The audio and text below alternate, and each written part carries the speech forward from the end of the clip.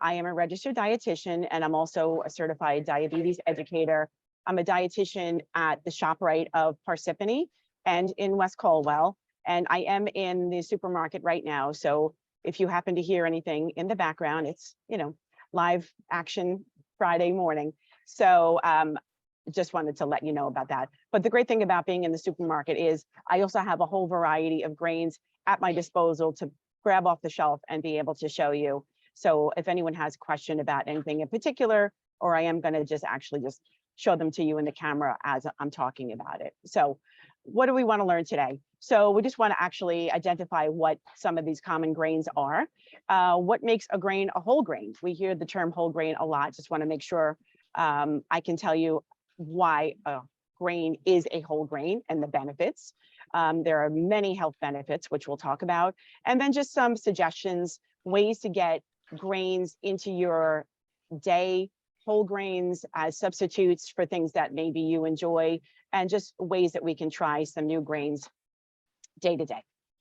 So grains are one of the 5 main food groups that work together to create a balanced meal. So the theory is if we have things from all these 5 food groups during our day, we are getting all the nutrients that we need to make us as healthy as possible. So grains, in terms of size and proportion, is one of the larger groups because grains are very important. They give us energy throughout the day. So that's why if we see our My Plate image here, grains is one of the largest groups, probably second only to vegetables, which of course is the superstar of any plate. So grains are any food made from wheat, rice, oats, barley, corn, things like that. So there are many examples which we will mention here. So many grains, so little time. So this is just a sampling. These are just one sample of the grains that are out there. But some of them are very familiar, of course, corn and oats and rice and wheat and things like that.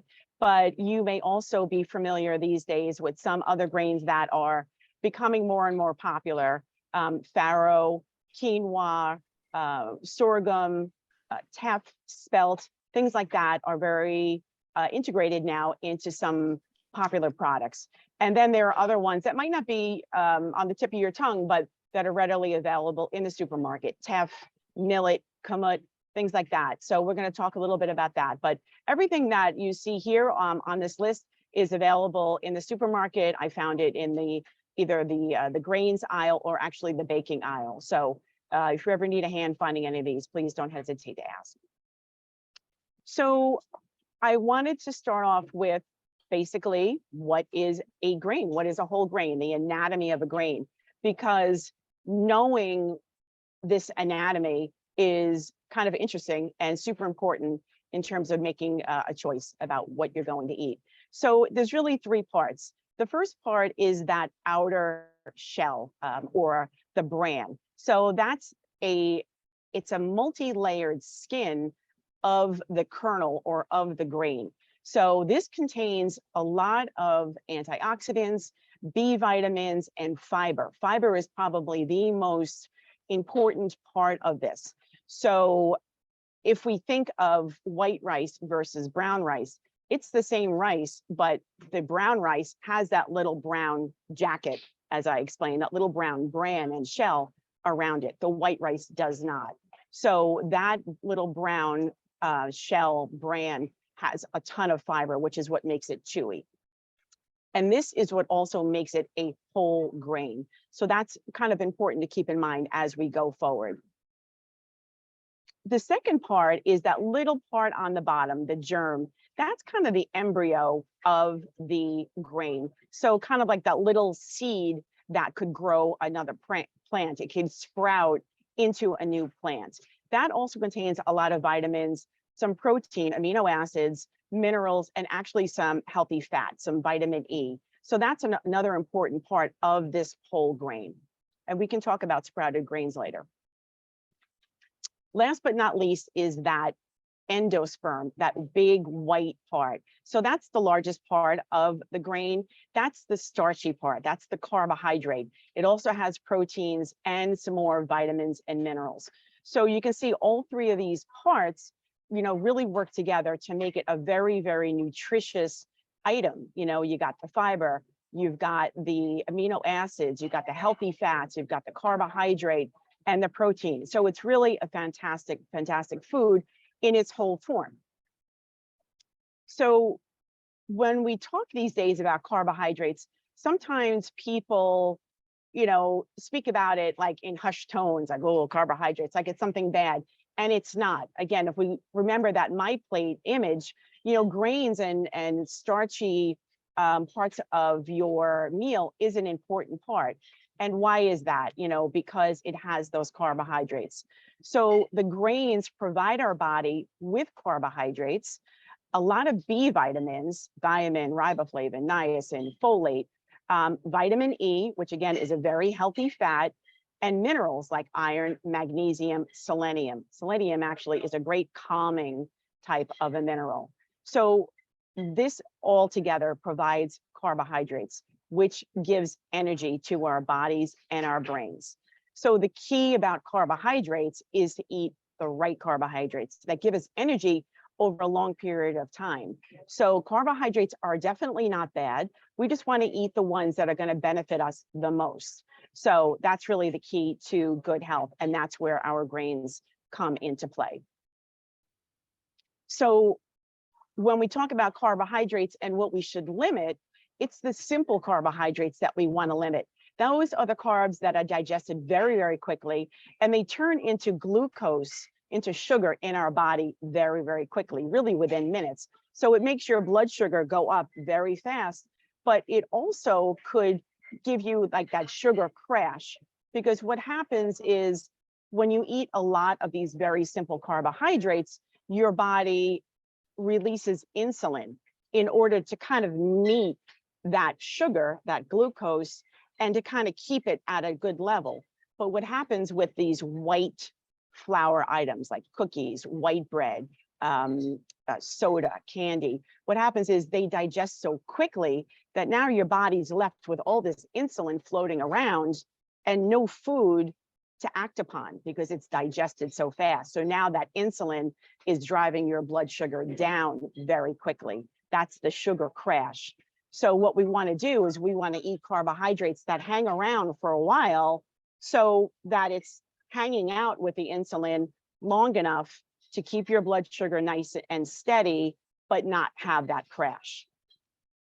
So again, that's where we talk about our complex carbohydrates. So foods that raise your blood sugar slowly and steadily, those are going to keep your energy level, your mood nice and steady. So that's a complex carbohydrates.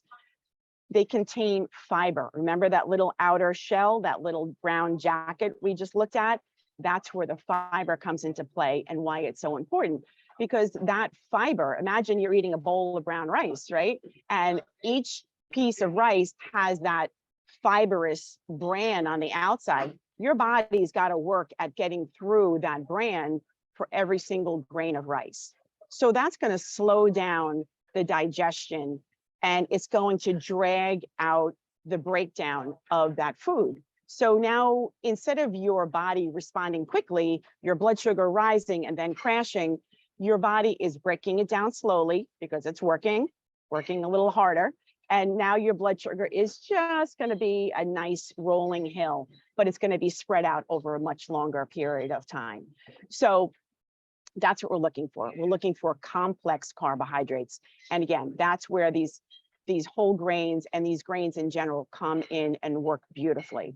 So these types of complex grains are found in the 100% whole grain foods. So that could be bread, pasta, cereal, baking mixes, crackers, and chips, which we'll talk about and we'll show examples of. So again, that's really the big difference, why the anatomy of the grain is so important. Just that outer little shell, that bran, is what makes the grain a whole grain. And that's why it's so important. It really benefits our body, keeps you feeling full, gives you that fiber, which we all need, and breaks down slower. So again, we want to slow things down. That's always what we want to try to do with digestion, to help keep us feeling full, to help keep our blood sugar steady, which again, steady blood sugar helps us be calmer, keeps our mood stabilized, keeps us feeling energized for a longer period of time. So the fiber, which fiber is just the indigestible part of any plant, whether it's, you know, a stalk of the broccoli, whether it's the seed of a strawberry, or it's the bran of a grain of rice. So this fiber makes you feel full longer, since it takes time for your body to break it down. Again, this fiber is super important. You know, there is a recommended amount of fiber for everyone, you know, to be at optimum health. A lot of us don't really need it because we're eating a lot of processed foods. So for women, the optimal goal for dietary fiber is 25 grams a day. For men, it's 38 grams a day. So, you know, it's not hard if you're eating whole grains and you're looking for it. But if you're not, and you're just eating a lot of processed white flours and things like that, you might not reach it. So we just want to make a nice combination of fruits and vegetables, which naturally have fiber in it, and some of these whole grains in order to reach that optimum level of fiber.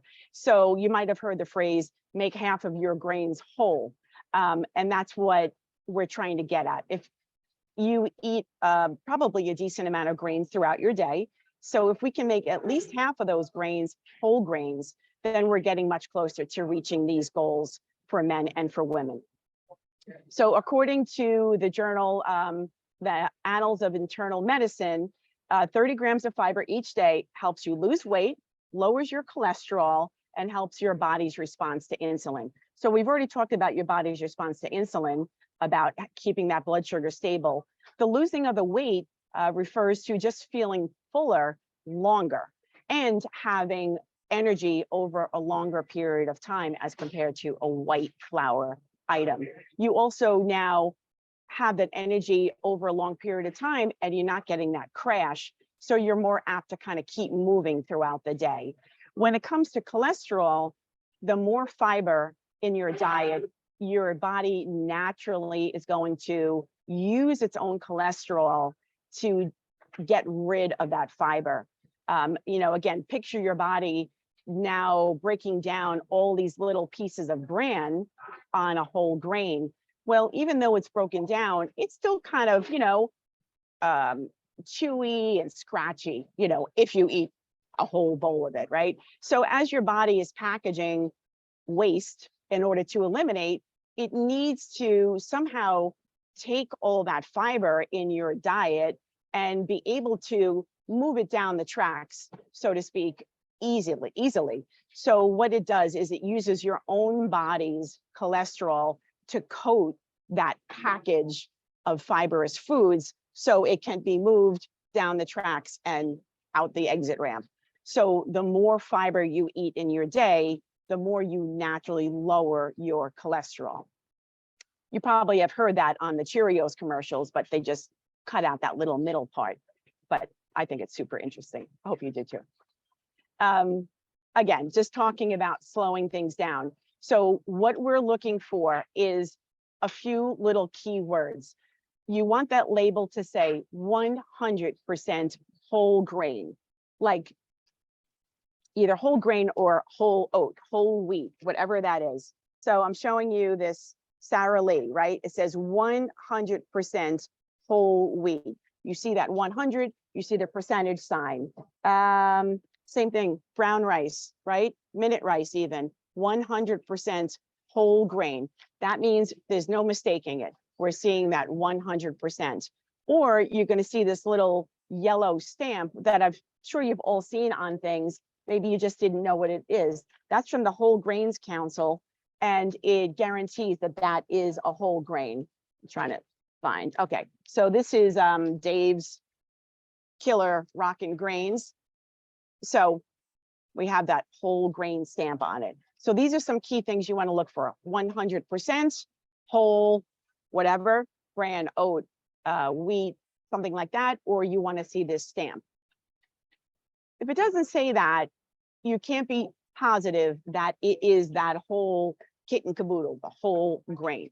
So a refined grain used to be the whole grain, but it's been milled, which is a process that removes the bran, right, that outer jacket, and the germ, and it's just left with that endosperm, that starchy white part in the middle, which gives it kind of like a softer texture and improves the shelf life, because you're not having that little germ that might sprout.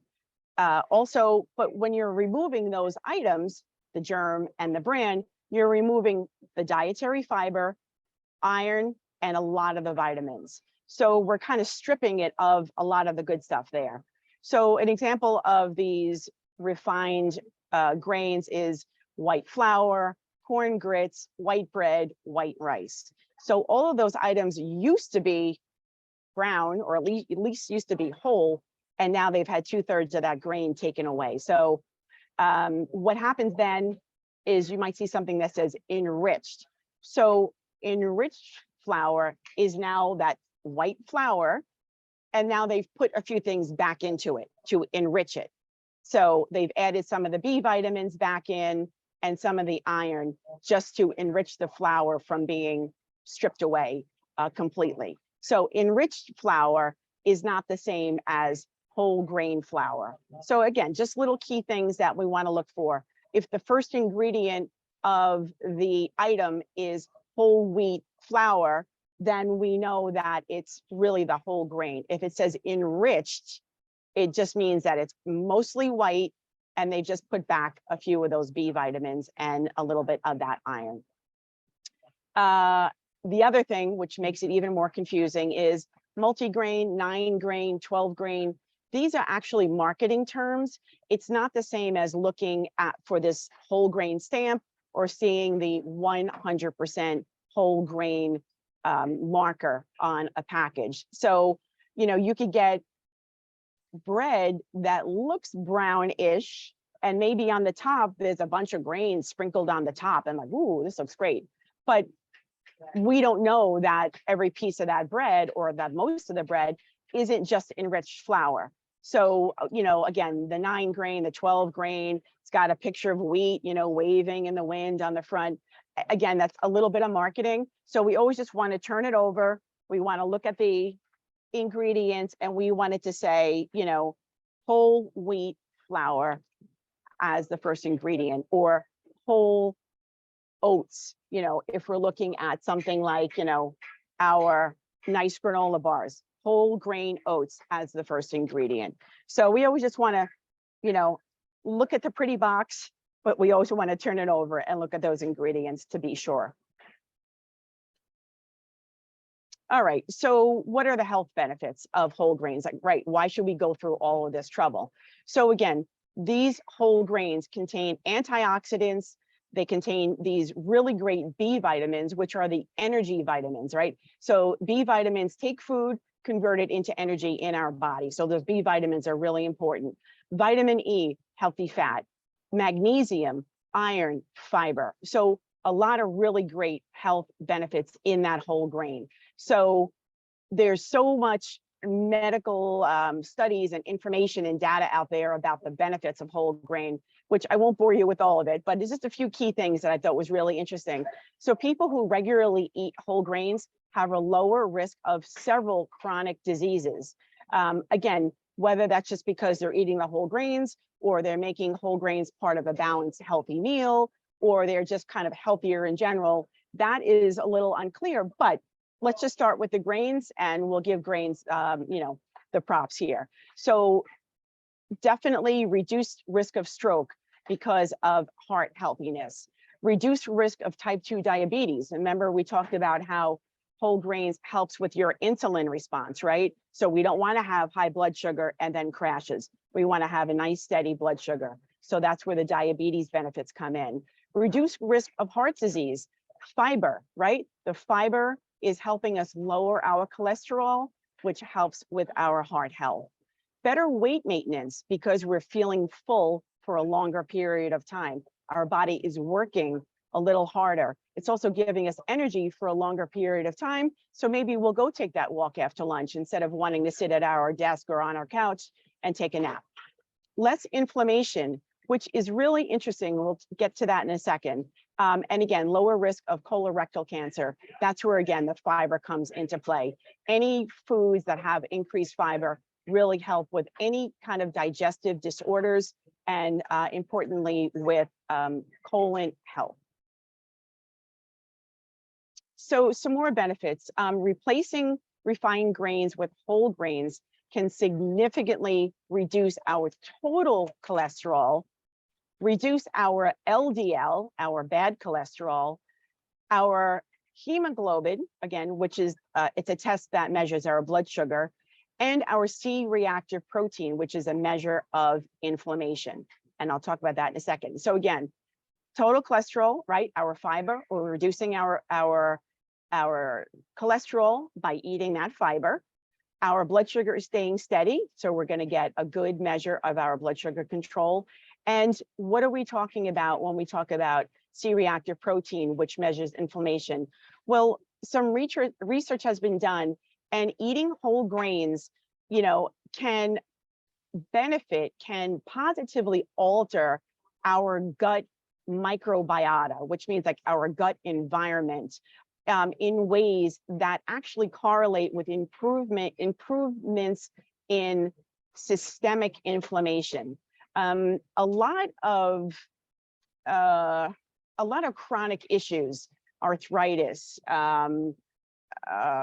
gastritis, even diabetes, these are inflammatory conditions.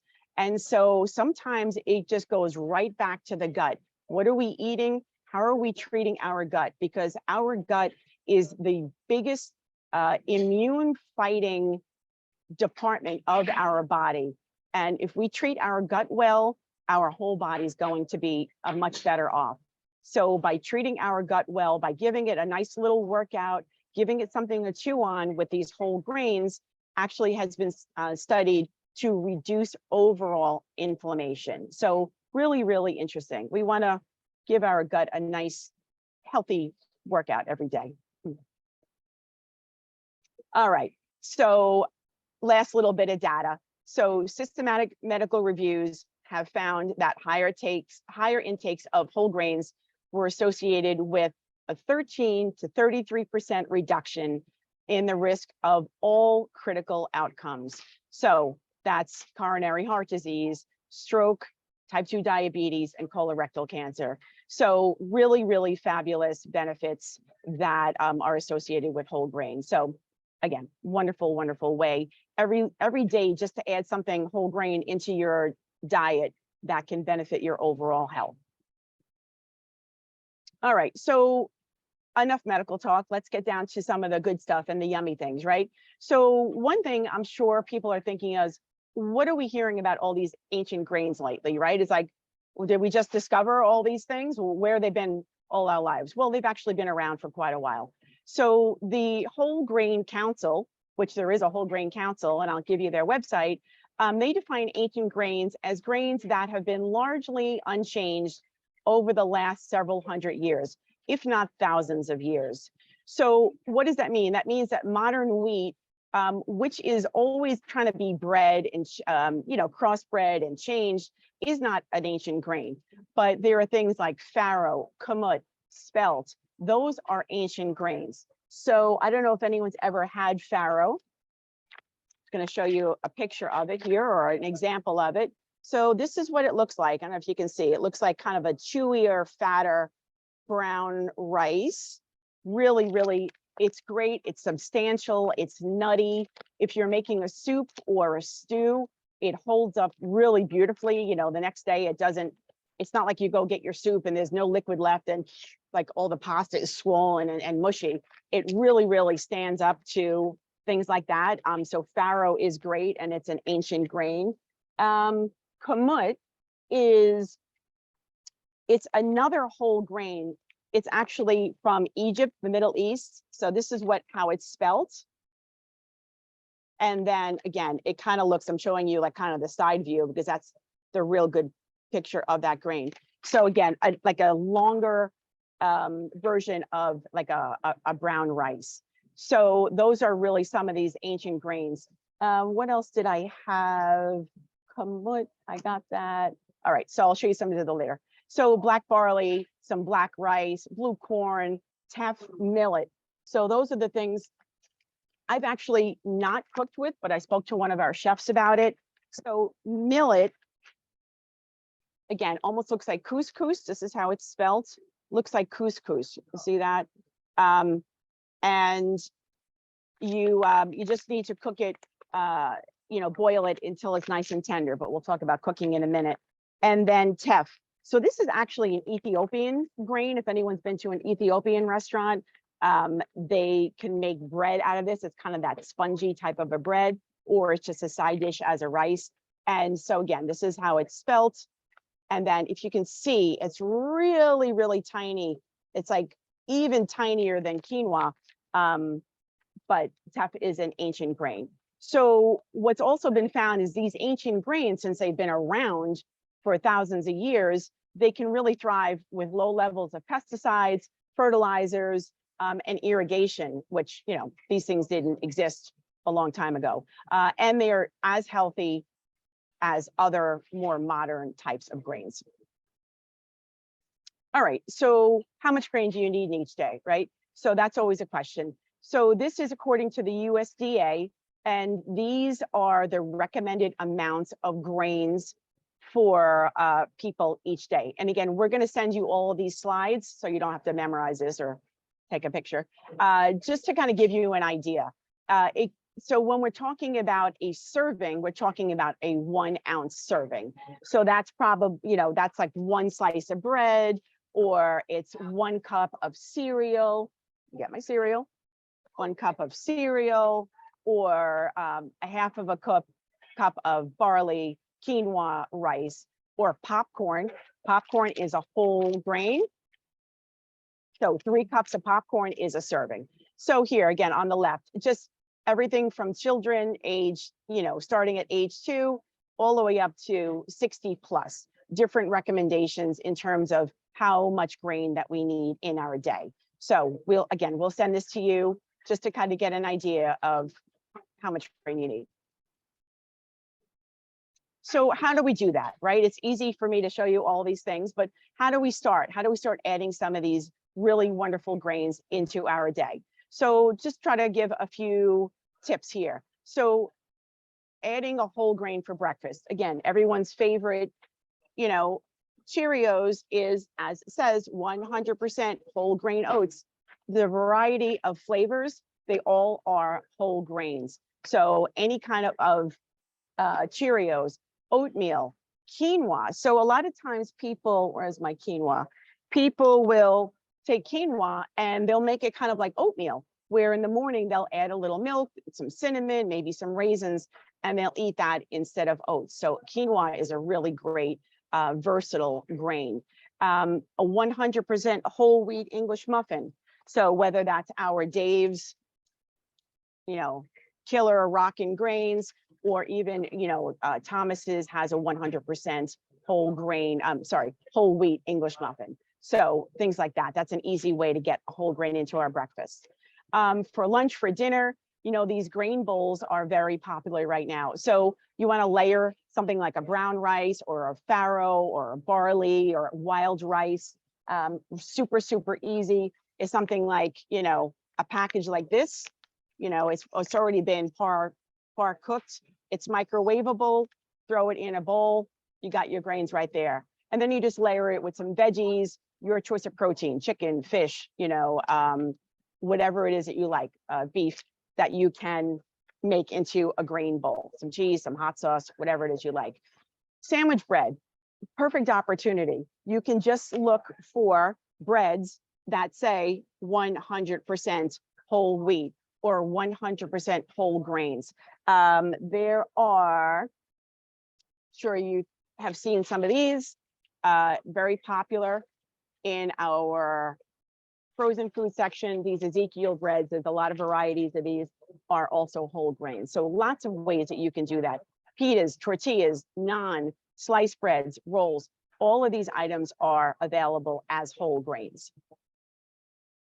When you're going to take out, when you're ordering food, try to ask for brown rice, which is a whole grain, or whole wheat pasta, or just, wild rice, anything on the menu that now is a whole grain. See if you can swap that out for the regular white rice or regular pasta. And that's a really great way to get some whole grains in.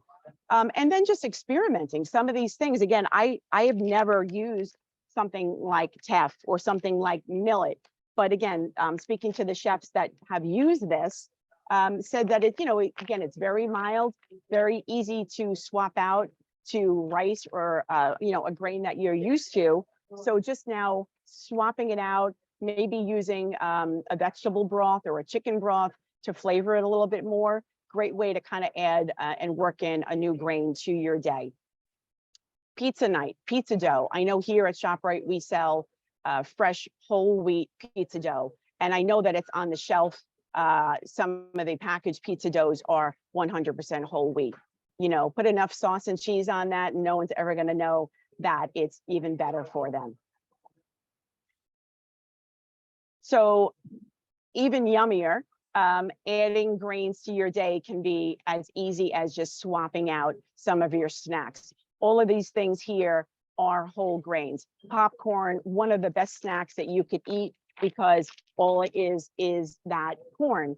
And remember, that little outer skin on every kernel of corn, that's the equivalent to the bran on a grain of rice. So that is giving you the benefit of that whole grain. So whether it's Triscuits or some other wheat cracker like that, even those Pepperidge Farm goldfish, which are every kid's favorite snack, comes in whole grain. Rice crackers, if you're gluten-free, you can go with the rice crackers. Wheat thins, 100% whole grain.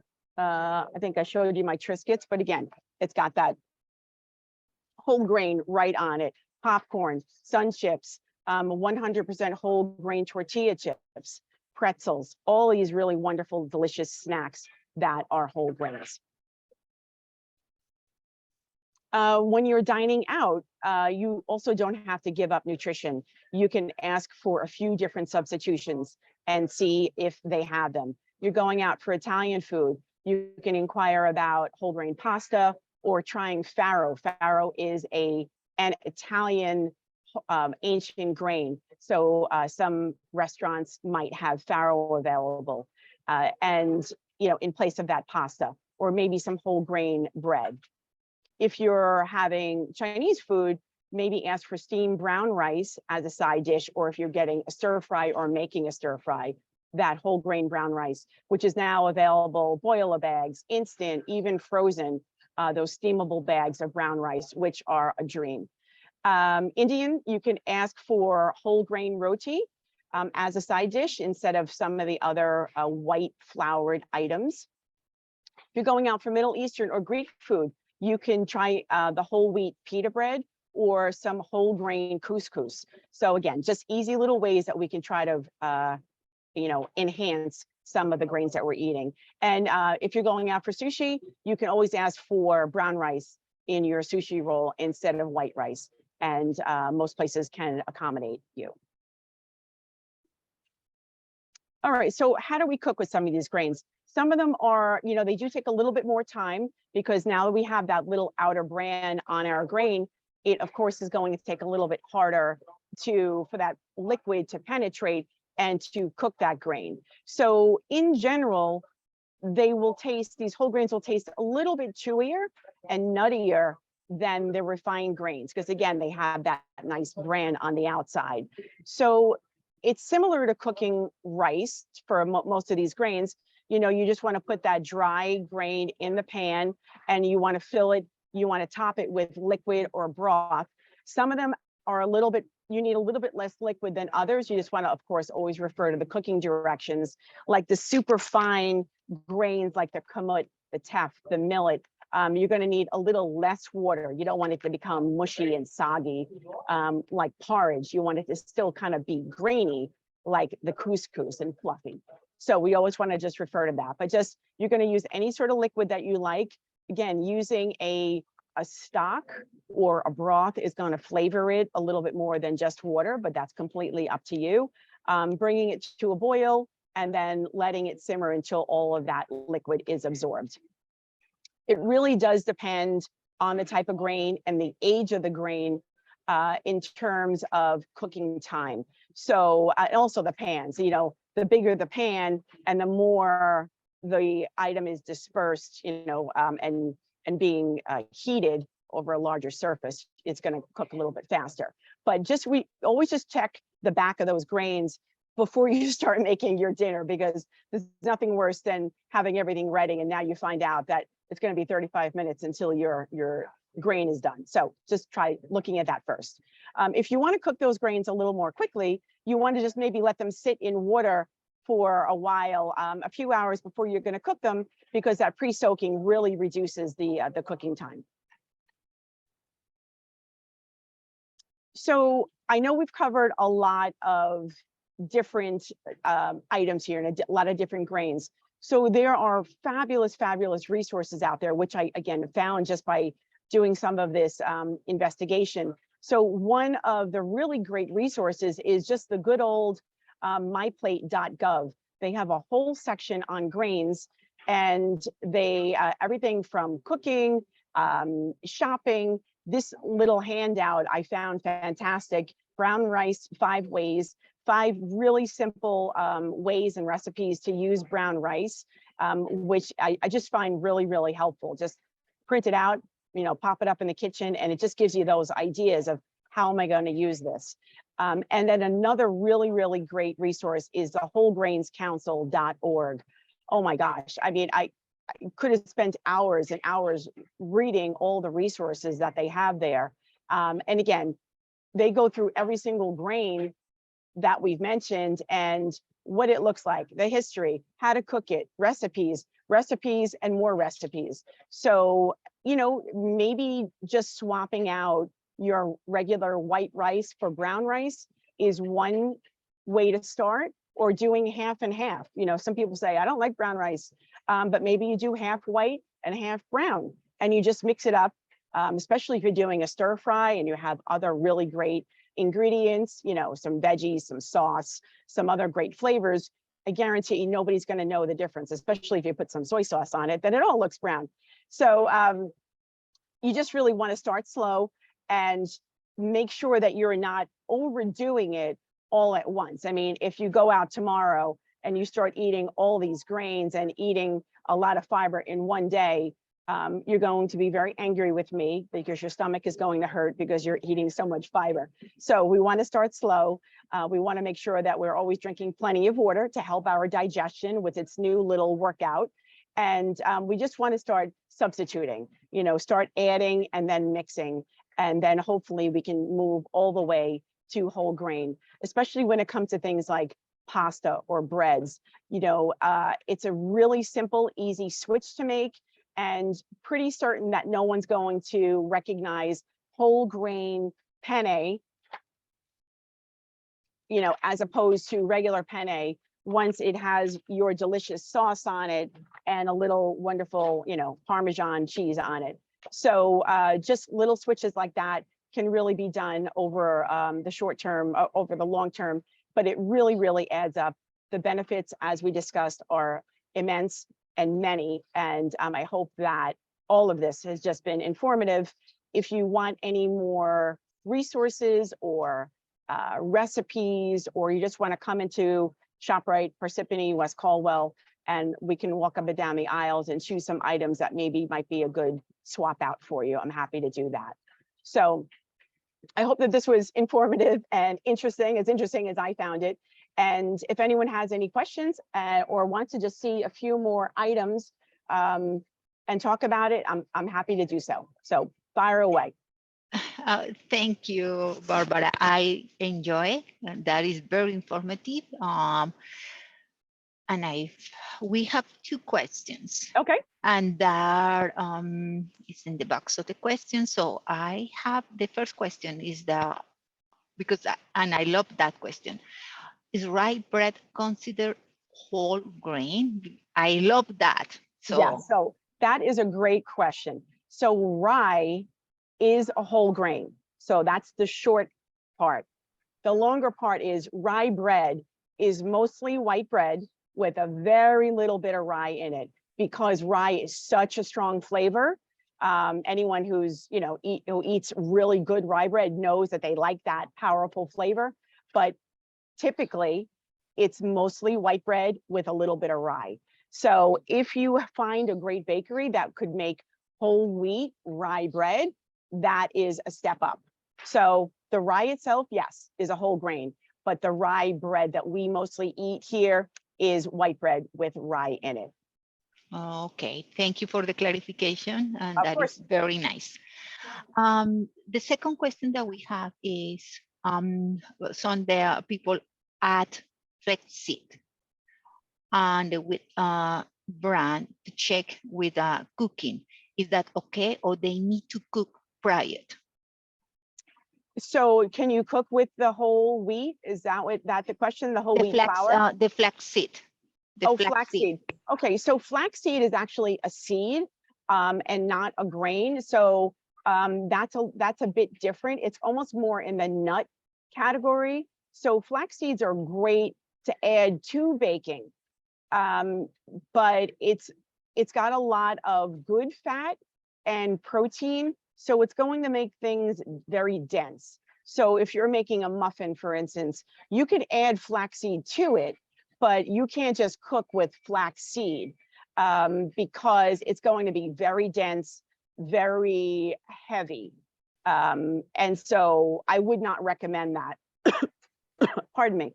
But I would definitely recommend adding flaxseed to muffins, banana bread, pancakes, anything that you are going to bake, you can add it to that. But it's not a great substitution. Okay.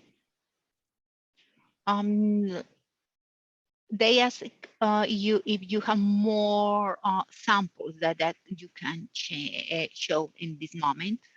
Yes.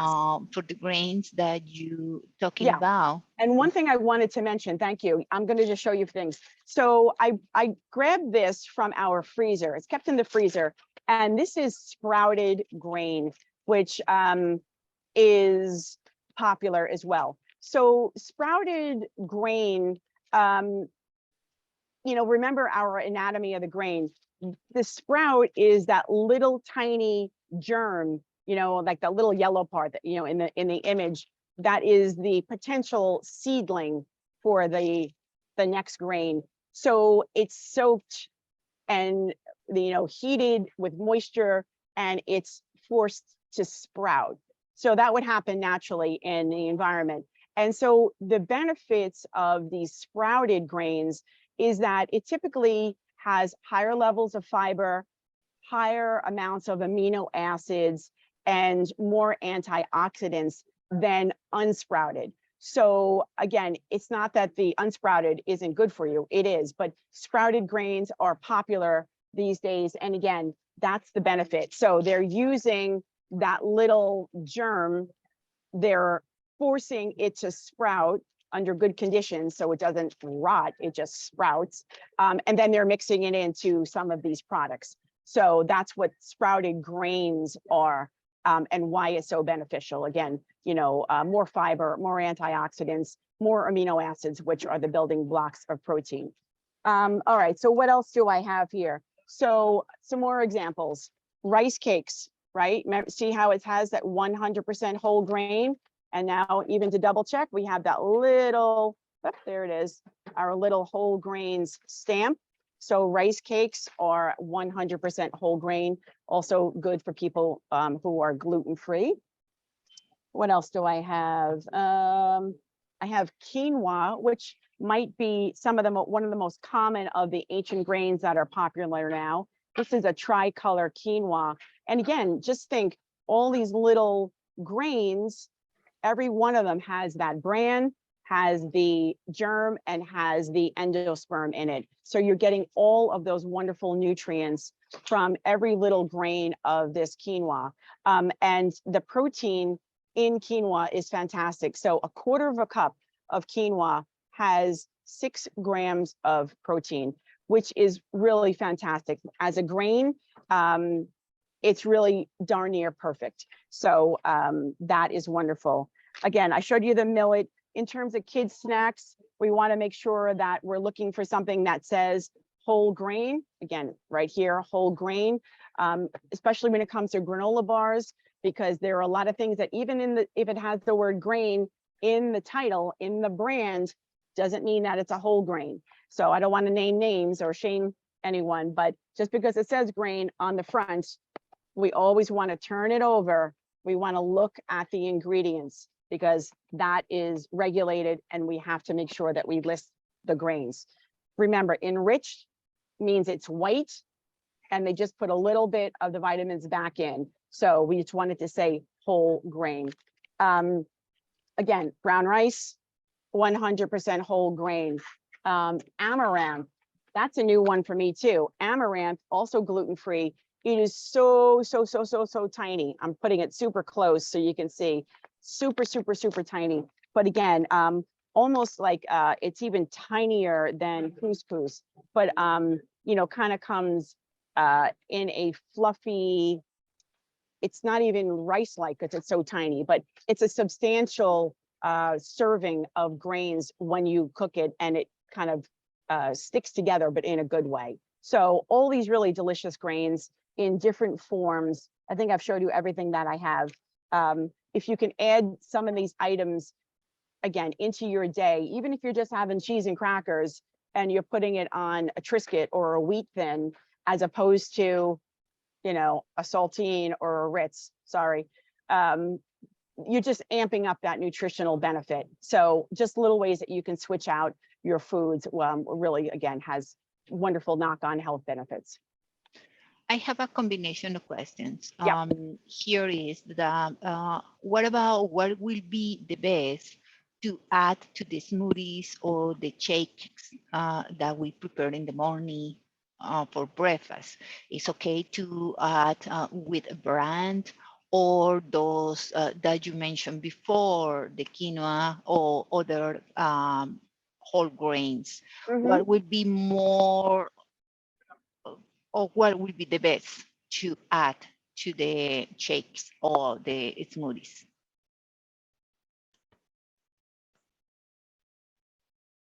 Even again, like a 100% whole wheat English muffin.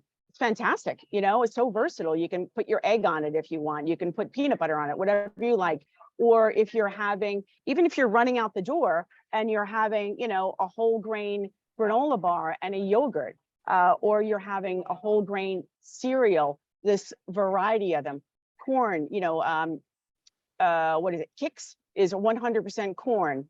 Rice Chex is 100% rice. Cheerios is 100% oats. Wheaties, I think, is 100% wheat. So as long as it says 100% or whole grain, whatever, really, it's totally up to you. So whether it's hot quinoa, oats, granola bar, cereal, English muffin, any of that is totally up to you and super versatile. So that's the beauty. It's your choice.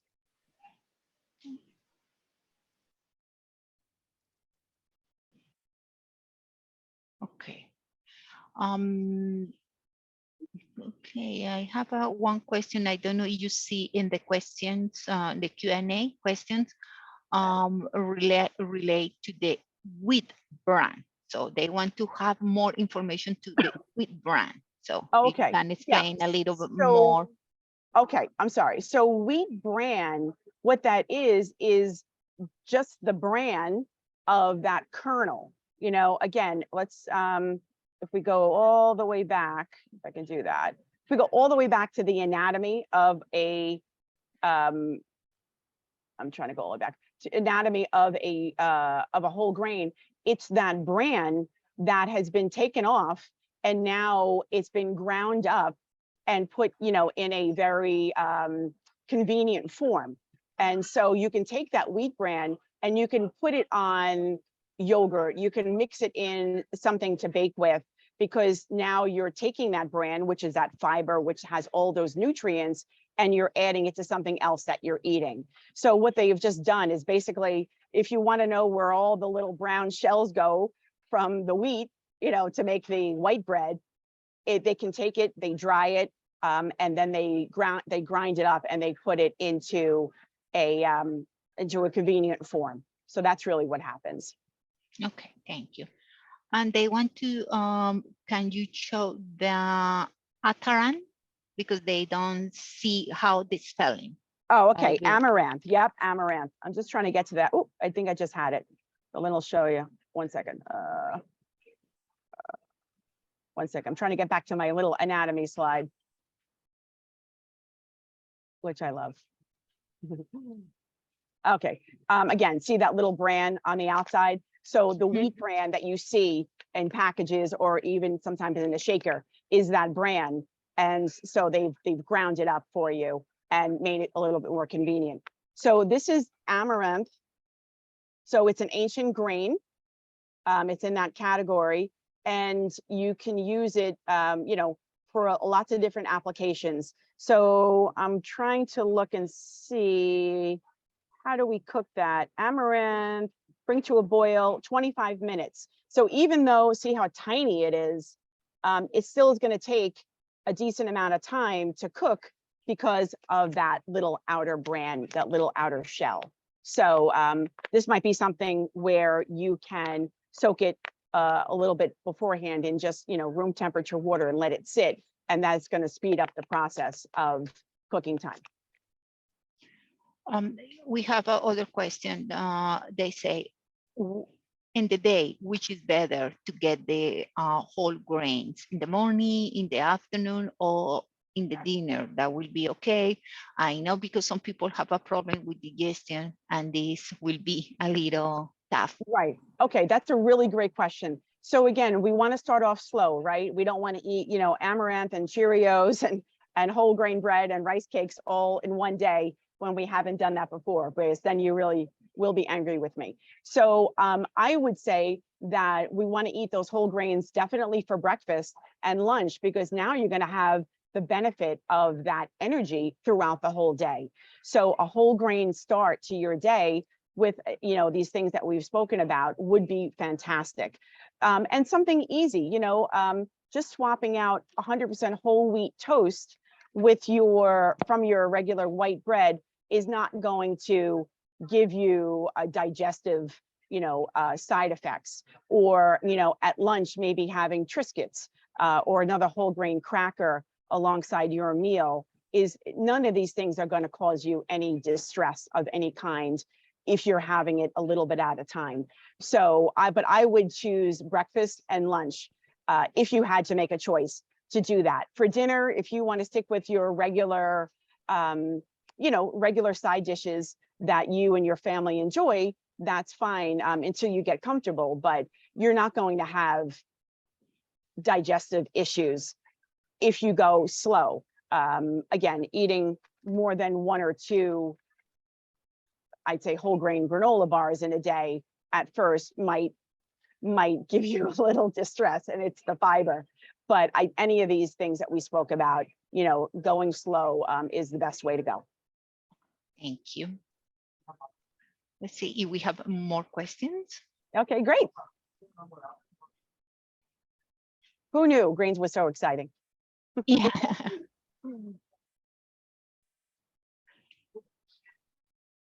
I think that is conclude the questions that we have for today. And thank you for joining us.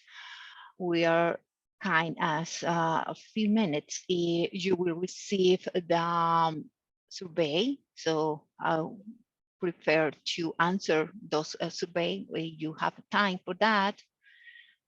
And also I want to thank you, Barbara, Sure, my for pleasure. dedicating your time and expertise this morning. If you have any questions or comments, send an email to communityhealth@atlantichealth.org or call our number. Or you can always contact me too. Sorry, Sol, I didn't mean to interrupt.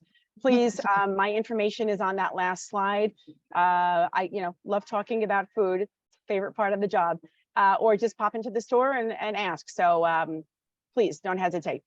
Love to help. It is a wonderful service that the dietitians have one-on-one. So that is beneficial for just stop and make the appointment, or just talk in a little bit with Barbara in the store. So that is conclude, and I will say thank you so much, and I will see you next time. Thanks, everyone. Have a great weekend. Have a wonderful weekend.